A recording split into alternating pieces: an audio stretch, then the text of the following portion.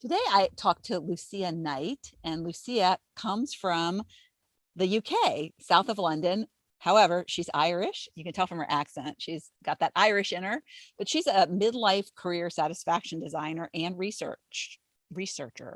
She spent 20 years in the world of corporate headhunting in UK and Australia before giving it all up to embark on a midlife master's of science in psychology, where her dissertation focus was, does anyone in big corporations give a hoot about the wisdom of 50-plus-year-olds? What a great dissertation. I want to read it. She runs a career overhaul business called Midlife Unstuck, where she helps midlifers who feel career stuck to design work that is much more satisfying, fulfilling, and fun. So as you can tell, if you have been listening to my podcast, Lucia and I have a lot in common, and we love to help women over 50 find more fulfillment. So I loved talking to her. She has such a great vibe and a great accent. I love talking to people who are British. And she talks about her pivotal moment when she transitioned and realized that she had a fog and that was descended upon her. She describes it as that. And one of the things that we get into is her whole philosophy about taking action, and how she calls everything an experiment, and how she has experimented and continues to experiment. And it's a constant process that she employs that reduces fear. And I think it's such a great philosophy. I love the way she approaches taking action that some might consider scary, but her whole, I think, requirement with experiments is that they are fun. And I think you'll love this episode and Lucia. So let's move on to the interview. Enjoy. Welcome to another episode of Not Your Average Lives. Today I have with me Lucia Knight, and I met Lucia. She and I were guests on a summit that was really for midlife women, and I loved her. I didn't know her, but she was another guest, so I watched her presentation, and I loved her philosophy. And so we're going to get into that. But she had a midlife transformation, like most of my guests, where she in her 40s realized there was something better, so that she could make a bigger impact, and that she wasn't really loving what she was doing. So I'm going to turn it right over to you, Lucia. Welcome to the show. Oh, thank you very much for being here. I've been looking forward to chatting to you. Yes. And one thing, your vibe was so, like, it was magnetic. It's like, that's a very nice thing for you to say. Yeah. So it's like that aura that you projected on your interview. And it was just like, I want to talk to her. I want to get to know her better. I just and so I emailed you, and you were nice enough to agree to come on the podcast. So, and we do a lot of the similar thing where we want to help women get unstuck. I think isn't your thing Midlife Unstuck? My business is called Midlife Unstuck. Yeah. It's not exclusively aimed at women, but it's aimed at midlife professionals who feel career stuck. Yeah. So yes, I love that. So go ahead. Tell me where you were, because I think you were in your early 40s. You're 49 now. So, and you got married a little later than, was like, I got married at 22. You got married at 35. So yeah. So you have a daughter that's the same age as my granddaughter. So yeah, you're right in the throes of motherhood.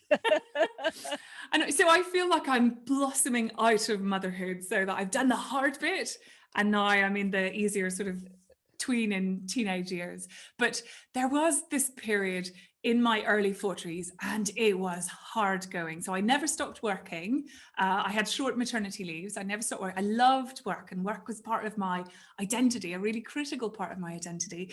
But something happened, and it happened really slowly, to the point that I couldn't tell you when it started, but over a couple of years, so probably around 39 to 40, something happened. And I describe it as a fog descending on me really slowly. Yeah, like a slowly dripping tap of dissatisfaction.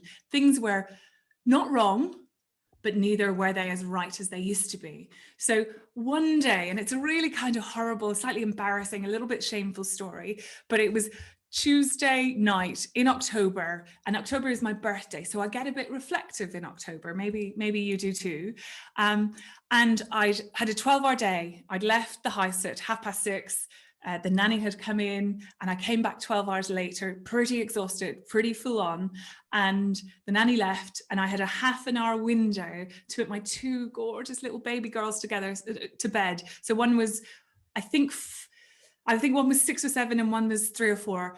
And Mummy has to go back to work. I've got another call at 7:30. And I just did bedtime as fast as I humanly could and was a bit angry and shitey with these kids. And I came downstairs, did the interview I needed to. I was a headhunter, did an interview on the telephone, and the guy was brilliant for the job that I was recruiting. I was not brilliant. I recognized at that point, I was a woman I didn't want to be. Yeah. And that's really horrible and shameful, but I'm so glad I had that moment. I am so glad, because you have to hit a tipping point. In my experience, you have to hit a tipping point where either things are so bad, you have to change them, or you create something in the future, in your ideal, in your vision, that is so compelling that you go towards it. I had no vision, no idea, but I knew in that moment, and I told myself in 365 days, I am not going to be in this position. And I wasn't. So then I went. Let me ask you, what was it about that call, and did he detect anything? Was it after the call and you got off, or So I think, coming down the stairs, getting ready for the phone, there's no time to think. There was just do. And I was professional as always on that call. But at the end of that, I sat down. My husband hadn't come home from work, so he was doing huge commutes. And so I sat alone for a few minutes when I should have been making the dinner so that we could have something to eat. But I just sat alone and reflected and went, this is not the life.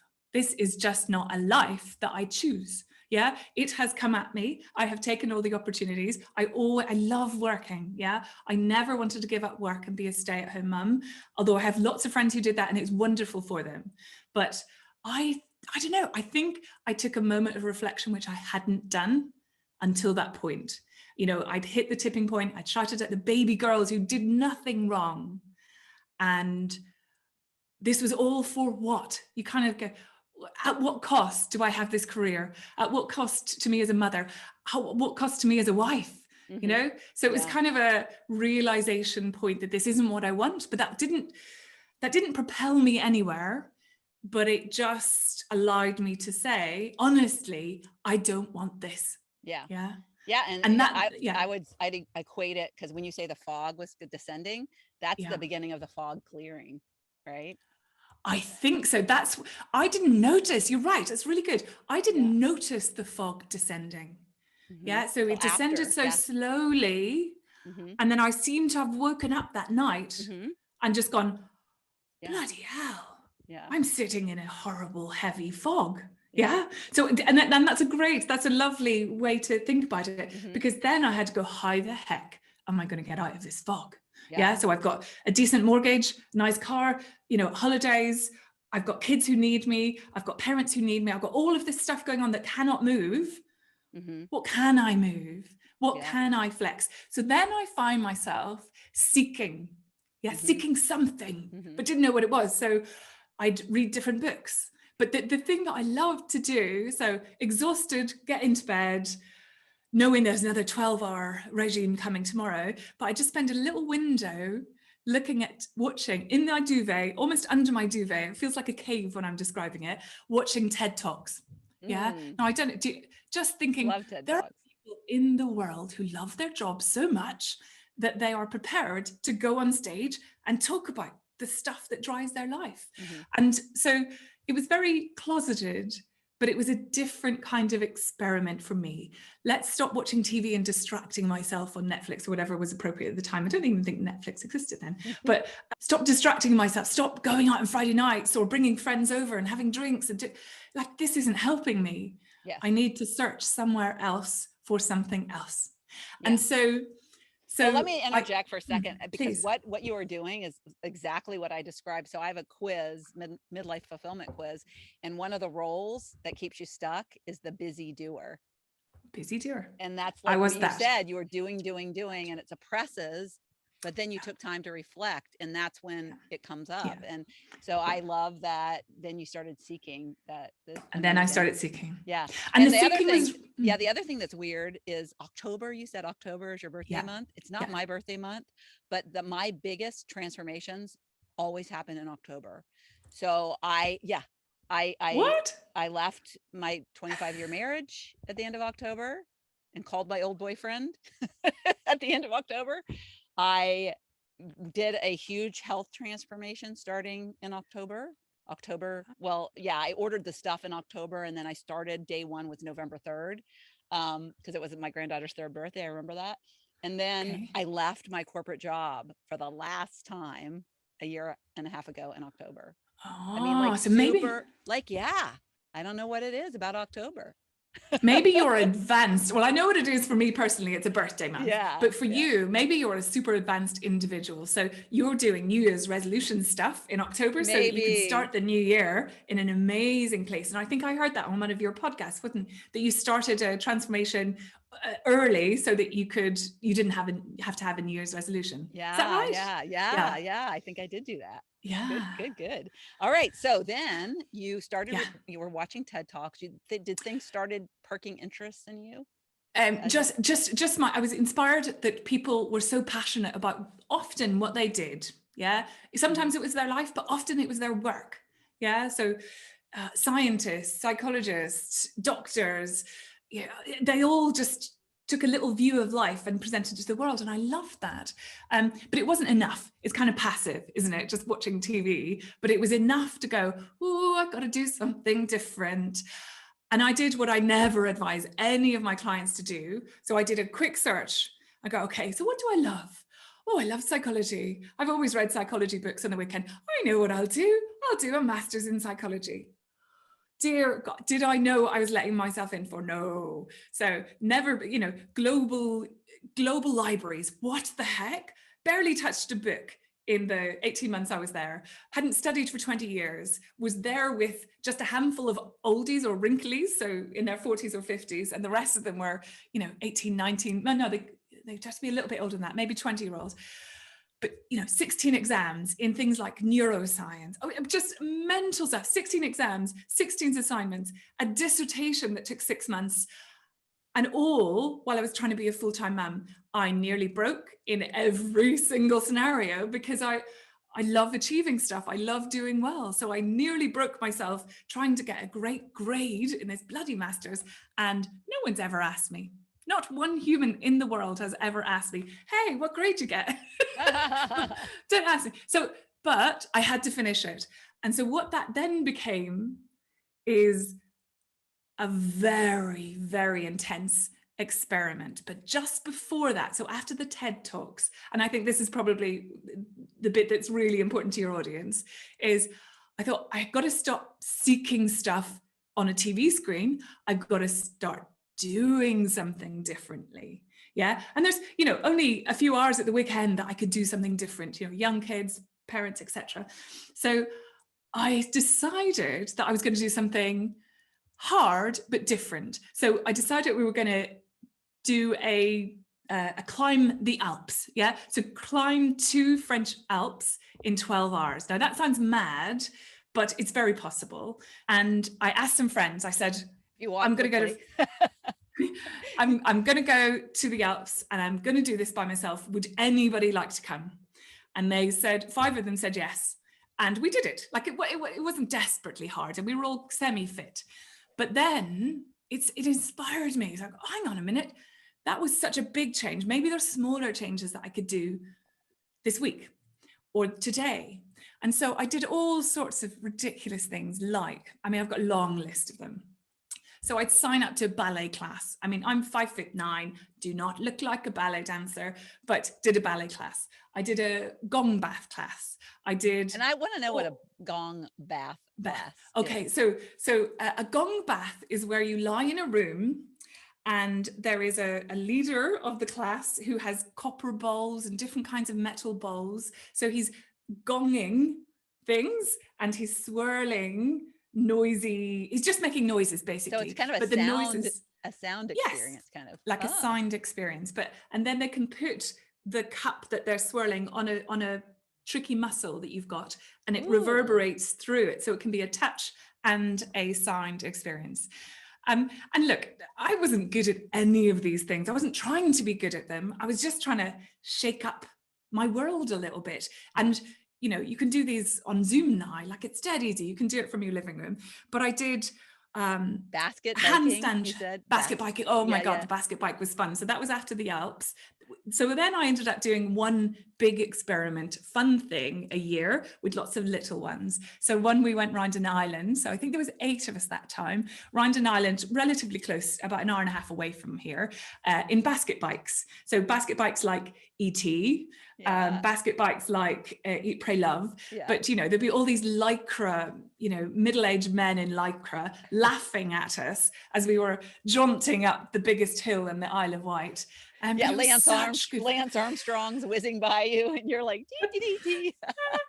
And then, you know, then we have some cocktails at the end, and it was great fun. So those were big experiments and fun, but the little ones were just as good.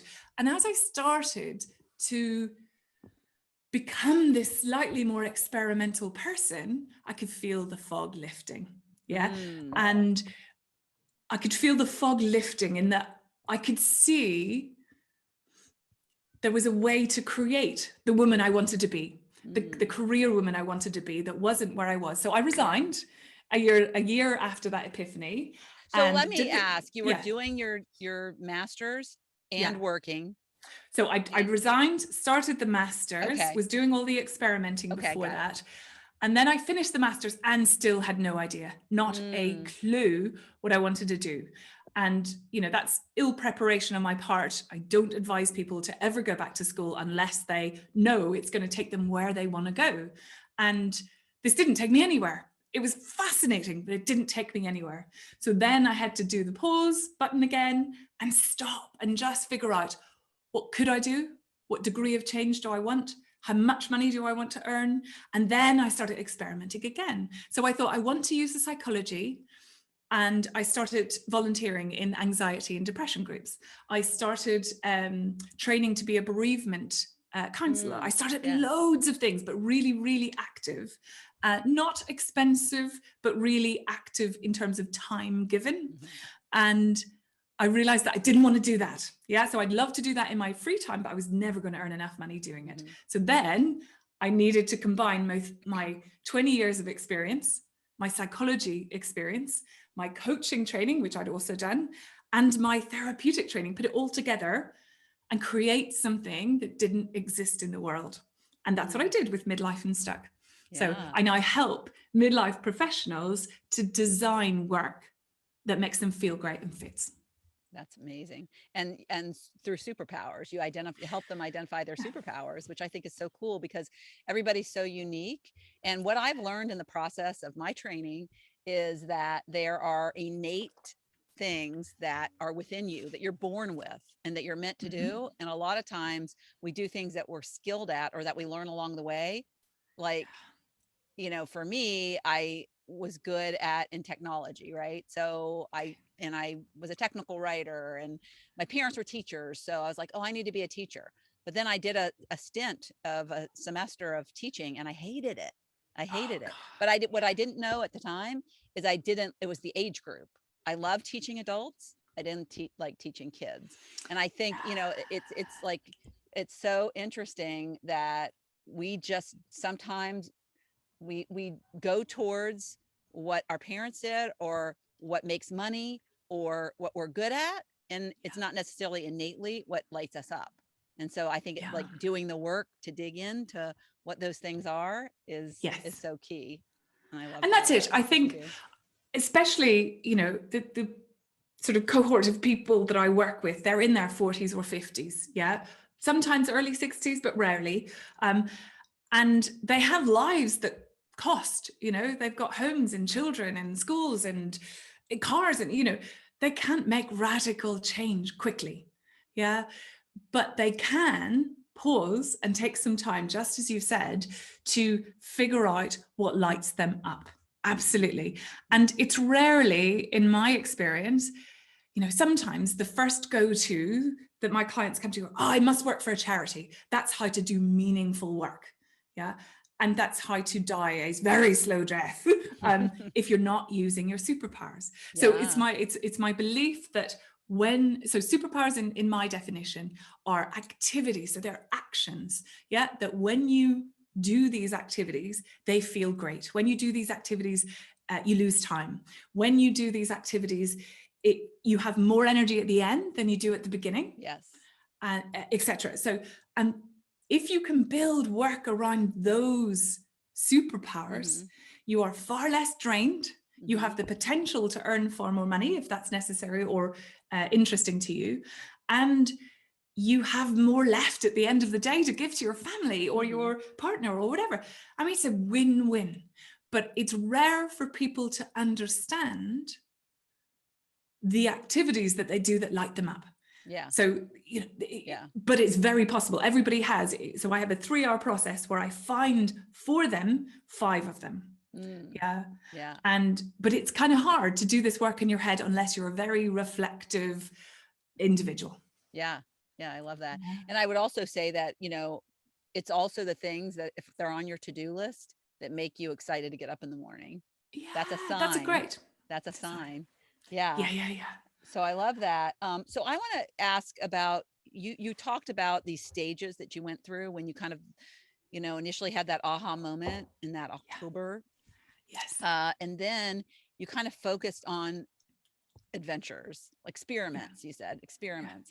So you focused on fun and then you did volunteering in different areas of what you got your degree in, which I think is a great idea, because in a way that's experimenting with like you're not committed yet. Right. So that's totally. That's great. And then that created more clarity of what you wanted to do.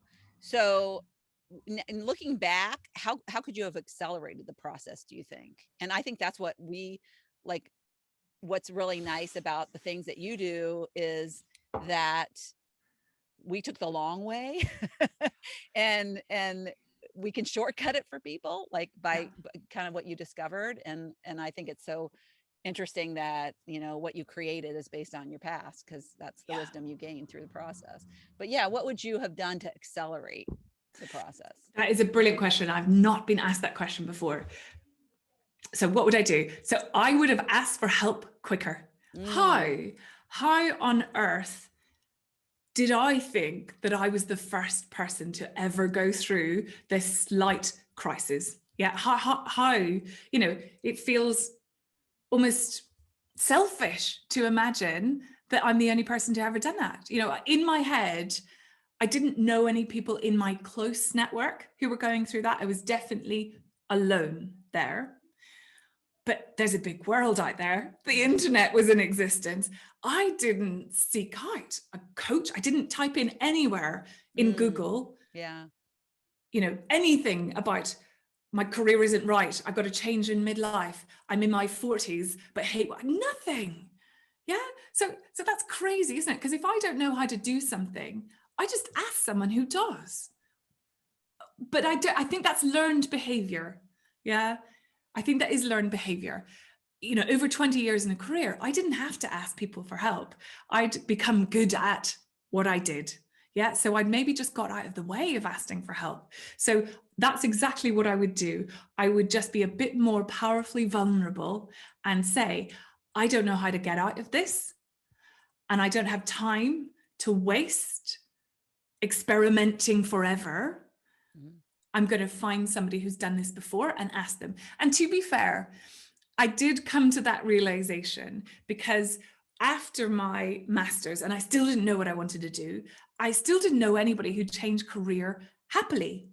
I knew people who had changed career, but were in far worse situations with less money and more pain. So I sought out through friends of friends, some people who had changed career and were happier. And I asked could I interview them, and I recorded the interview so that I could reflect. And then I found 10 of those. And then I went onto Facebook, onto various groups. And I said, does anybody in the world know anybody who's changed career in their 40s or 50s and would be happy to interview me? And I interviewed 100 of them over a year. And one of those two of those recommended I talk to a publisher. And I was like, oh no, I don't want to publish this. And then I thought, do you know what? It's an experiment. I'll have a half-hour conversation with this publisher. So I was a bit cheeky and a bit brave. And I said, could I please have half an hour of your time? I've interviewed 100 people and I find out some of the secrets of changing career successfully after a certain age. Would you be interested? Half an hour later, I had a publishing deal in my hand. Oh my goodness. What is it? What is it? She held up her book. So, what is it? Yeah. So this is the book and it's got a picture of a match on the front of it and it's called Exchange. Yeah. So how to torch your work treadmill, retire your boss, dump the ingrates, torment the passive aggressive, escape the toxic office and get your fierce on and design the career that lets you live, love and laugh after 40. So a tiny little experiment turned into 100 interviews, turned into a book, turned into a different business. And you'd never written a book before? Never written almost anything, but they had a book that one of the guys is a coach. So he coached me through it. So it was brilliant. Yeah. And no, I'd never written anything before in my life. But I've also never unicycled, but I have fun learning how to unicycle. I'd be afraid I'd break a tooth or something doing that. Yeah, I still hold on to the wall. Like I'm not great at it, but. Yeah. And you said handstands. I interrupted you, I think, in that part. You started to say handstands. I need to work on my handstands. I've gotten really weak in my upper body in the last couple of years, not doing my push-ups. It's really hard, but just things like that. There are millions of challenges online. So one was do a 5-minute handstand every single day for a month. And that was hard. That was hard. Yeah. And you know, it's not a proper handstand. It's against the wall for the first week or two. And then you get higher and higher. Yeah. But I just think, why not? Okay, so ask for help was the to do it quicker. But one thing that came up for me when you were talking about that is I do think you said nobody around me was going through the same thing. I think it's kind of a silent suffering thing we do at midlife where we think we're the only ones who are going through it, but there are other people that are actually going through it and we hold it inside. So not only just asking for help, but communicating our feelings, I think is really important. Having a trusted group. You know, we always think, or at least for me, you know, it was like my husband or my ex-husband, you know, it was he was causing, you know, me to not be happy, or it's, you know, the house that we were living in, or the neighborhood, or the neighbors, or the job, even though, you know, people will change jobs, but they're taking the same, you know, job description with them. It's just a different company. So yeah, I think being more vulnerable with where you are at the time. And I guess I use the phrase powerfully vulnerable. So I'm not the kind of person who just talks about problems. I always have to go, okay, so what could I do about that? I have to action them. I don't mind talking about them. I like talking about them. But if I was saying the same thing 2 weeks in a row to my friends, I just have to deal with that a different way. So rather than saying that, I'd invite them to do a challenge with me or to do one of my little experiments. And then on those scenarios, I go, why did you say yes? What made you do that? And go, oh, life's a bit boring, it's a bit dull, or it's a bit, and that's where we connected on those sort of longer basket bike rides. I don't know. I'm sure you probably have seen the Brene Brown TED Talk, you know. Love her. I've read every book. Yeah. I've read every one of her books. It's really powerful stuff, isn't it? When you take it on for yourself, you go into the arena, that's her language? You step into the arena. Yeah. Because you're actually actively doing it. Yes. You're not just talking about problems. Yeah. And that's really connected with me, and she was one of the TED Talks I watched in my bed under the duvet. Yes. That was one of the first, you know, when I got into this whole like personal development on steroids thing. So I love your whole mindset approach on action, that sometimes I think we are so fearful of taking action, but it's the way that we position like it in our heads as like it's either a pass or a fail, or it's a goal. And sometimes goals are like we have all this like mindset around achievement. So you everything you face is an experiment. You call it an experiment. And I love the word adventure, because adventure implies, you know, it's just a fun you know, trip to wherever. And so can you talk a little bit about what made you come up with using that term and how you approach things? And does it soften like Yeah. the fear at all? Yes. Yes. Yes. Because of course we're all seem to be inbuilt, and this is men and women.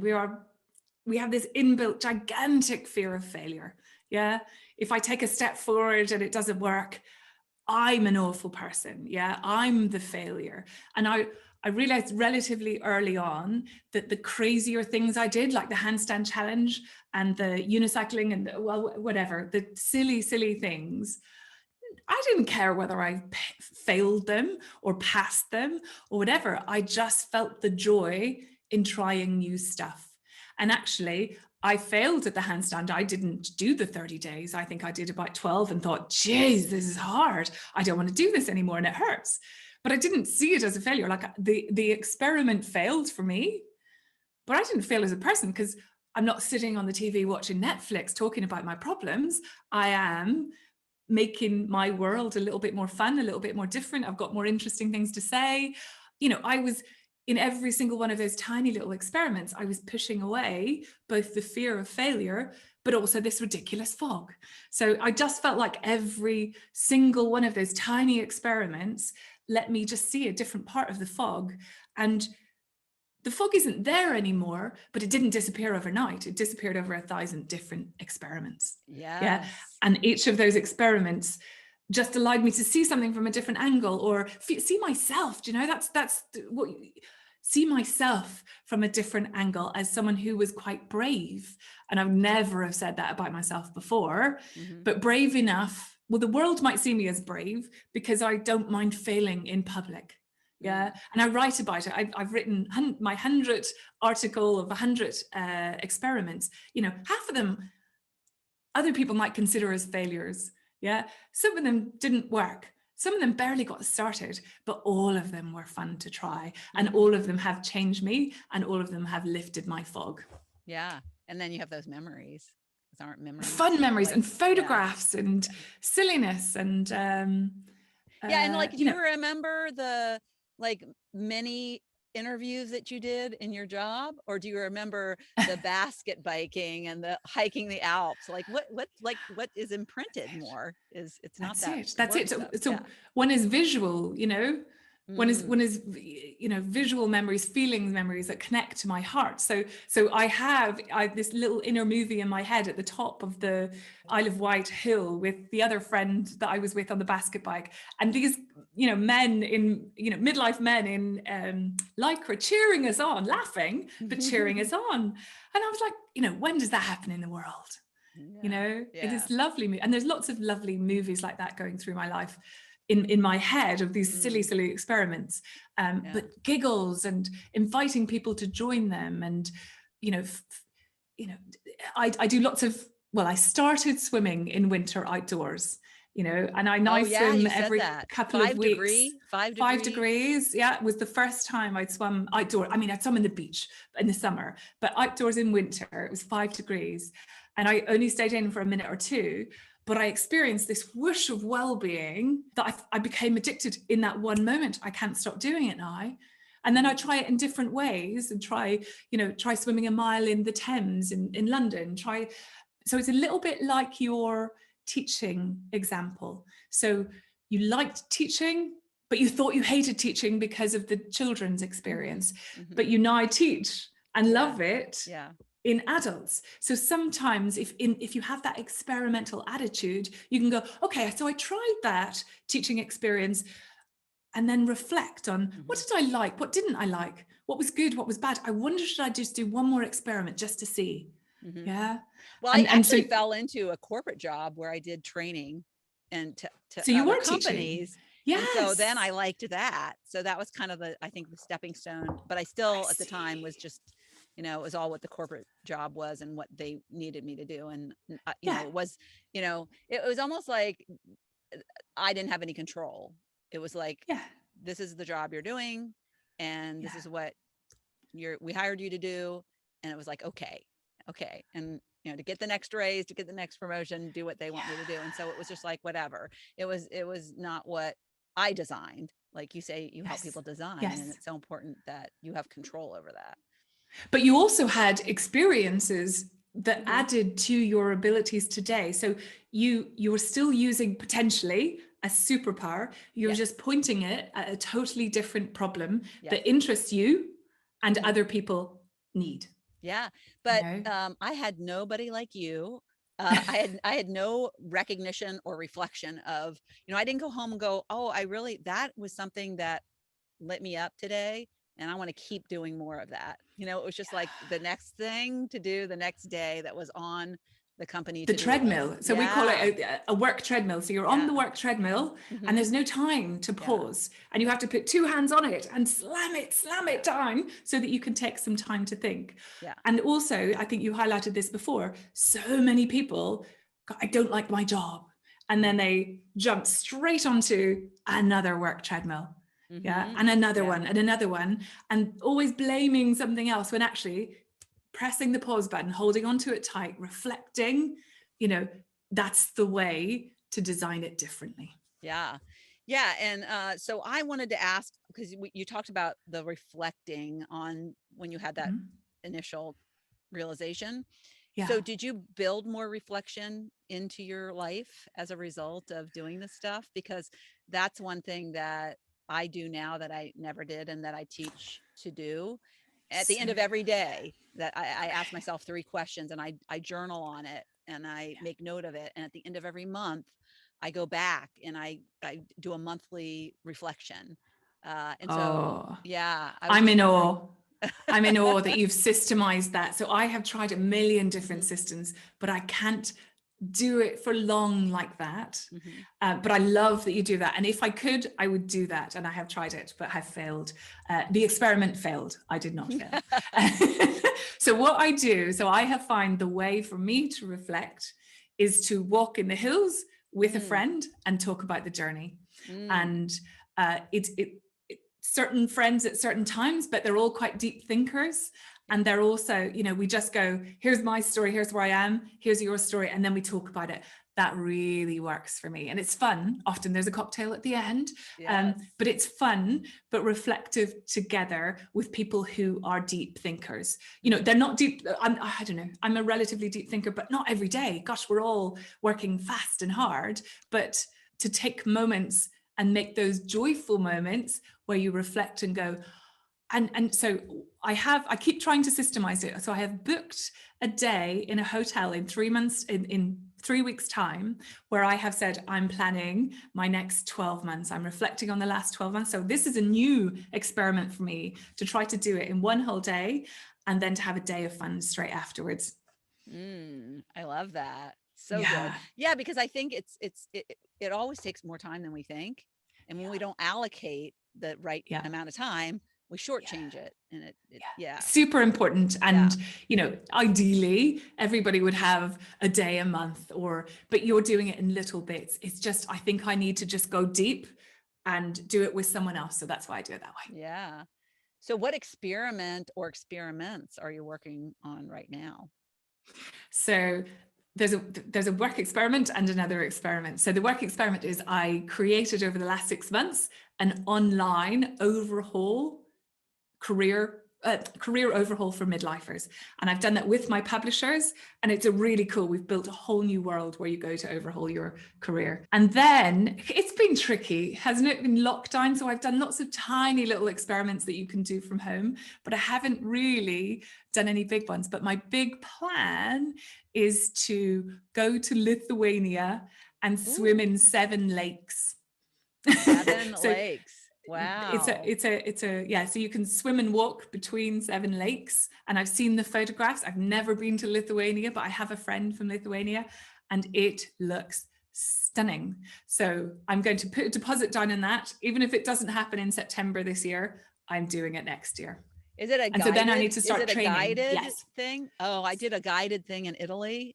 Well, no, I'm sorry. It was self-guided, because our friends they're adventurers, and they were going to go, and I heard they were doing it, and I was like, okay, they're better at like figuring out, like, so they would give you a map and you just have to figure out, like, walk back bed and breakfast to bed and breakfast basically.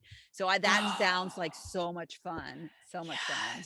Oh, so does yours. Yours sounds amazing as well. How far Did do you you have love to it? swim? Yes, it was like the trip of a lifetime. The trip of a lifetime. It really was. And I was recently, because I was revisited it because I did a podcast with a couple who moved from Australia to Italy, just up and moved their family, and didn't know the language, just moved. And so it brought back all these memories of that trip. Oh, And so I Googled to see if the company was still, now they have lots of trips. And so I was looking at what the trips they have now are, and I'm like, oh, I need to put this, on a that future sounds plan and do it exciting. again. Yeah. In a It different sounds part. like a very exciting experiment you should definitely do. Yes. So how far do you swim in these lakes? So the maximum distance across any of the lakes is a K. So Okay. it would be Less than over 2 days, it would Okay. be 7K basically. Okay. So I've got to do some training for that. So Yeah. that's also an experiment. How do you do training for that distance when there's nowhere close by that you can do that distance? But anyway, I will figure it out. Yeah. So I'm trying to think. 5K is 3 miles. So 1K is less than a mile. Is less than a mile. Okay.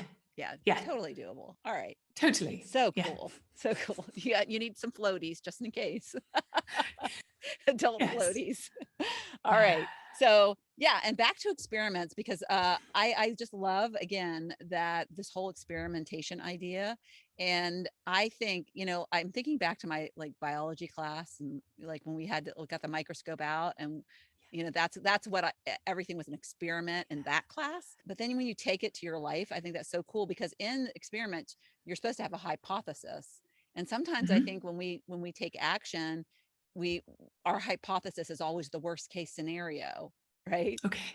Don't you think? It's like, I believe that what stops us from taking action is because of the what ifs are always, negative. Oh, yeah. Like me quitting my corporate job is a good example. It's like, I feared that so much because of what I'd lose instead of what I'd gain, so I like that, the fact that, when you have an experiment, you don't even perceive failure. It's like, what I'm going to learn from this. Am I going to prove my hypothesis right? Or am I going to prove my hypothesis wrong? And regardless, I'm going to learn. And I love that. And that this will contribute to a bigger something that I don't know what it is yet. So for me, it was that this will contribute to the fog lifting. Even if it's a perceived failure, even if it's marvelous, the fog lifts a bit, doesn't it? And that you do enough of them and you lift the fog yourself. And I guess that's why I like it so much. It feels very powerful for me. It's very it's not about anybody else. You can do experiments with people, but you can't do experiments in my mind that rely on other people. So they have to be self-generated, they have to be designed by you. You could join designed and fulfilled by you. And fulfilled by you. Yes, exactly. So that, if it doesn't work, that's grand. But you're not saying it's his fault or her fault. There's nothing to blame. It's just a pattern of behavior that for me has become a life philosophy. But I have to remember that 6-7 years ago, it wasn't, and it was really hard. So I started really, really, really tiny, just sitting in a different chair to watch Netflix. Even that in itself is like mind-bogglingly difficult. Taking the left out the front door, then the right, walking around the car before I got in it, just to go, nobody will know I'm doing this, but I know I'm changing my brain, because our brain is, as you said, it's wired to imagine that there's danger everywhere.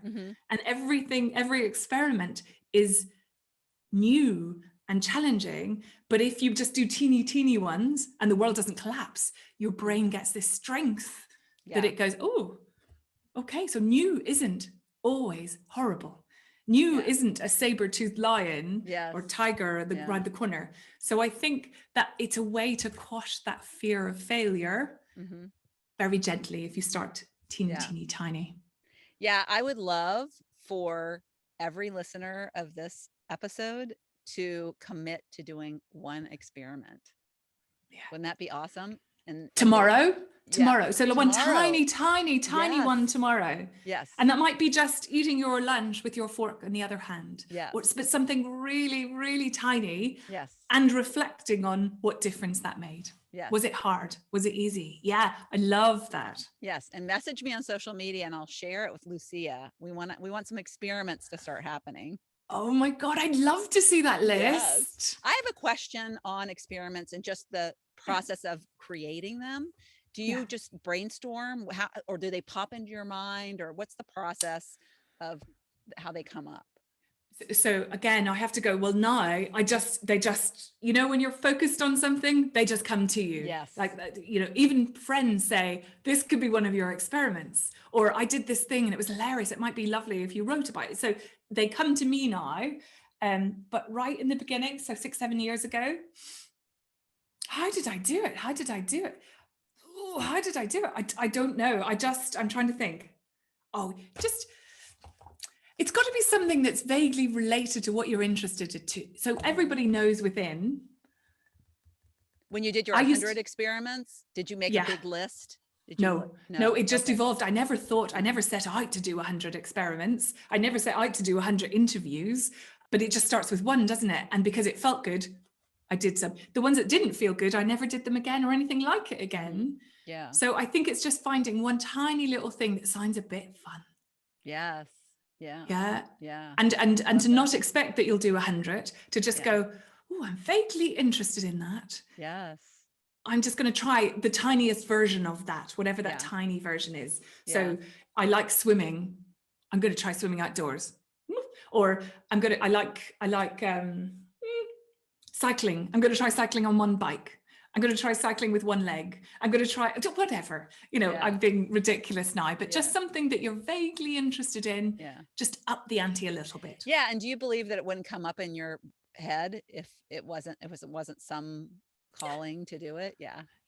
Calling strong. I don't have a calling to be a unicyclist, but but I have an interest in what it would feel like to be a unicyclist. So I don't know anything about handiwork, so I'm never going to come up with an experiment that has a hammer and a screwdriver in it. I'm just not going to. Yeah. I didn't mean a calling to do it for the rest of your life, just a calling to just like experiment. Give it a go. Yeah, just give it a go. That sounds interesting, or that sounds fun. Yes, in the British sense, give it a go. Give it a go. Yes, Oh dear. yes. All right. Well, thank you so much for being here. I want to keep in touch, and maybe I'll go on a Lithuania trip with you. That sounds like so much fun. God. Maybe I'll go in the Italian one. That sounds fun as well. Let's do an adventure experiment together. So, all right. It's been lovely speaking to you, Laurie. Take care. All right. Thank you so much for tuning into the Not Your Average Lives podcast. If you haven't yet, make sure to subscribe on iTunes if you have an Apple device. You can find free resources and learn what else I have going on at the moment that might interest you on my website at notyouraverage.grandma.com. You can also find me on Instagram or Facebook at notyouraverage.grandma. If you liked this episode, it would make my heart so happy if you could leave me a 5-star rating. You can also add a review to let me know what you like about this podcast, which will help spread the word about it to others who need a little midlife inspiration. As always, be you, listen to your inner voice, and focus on reigniting that lost spark so you can start living your own, not your average life.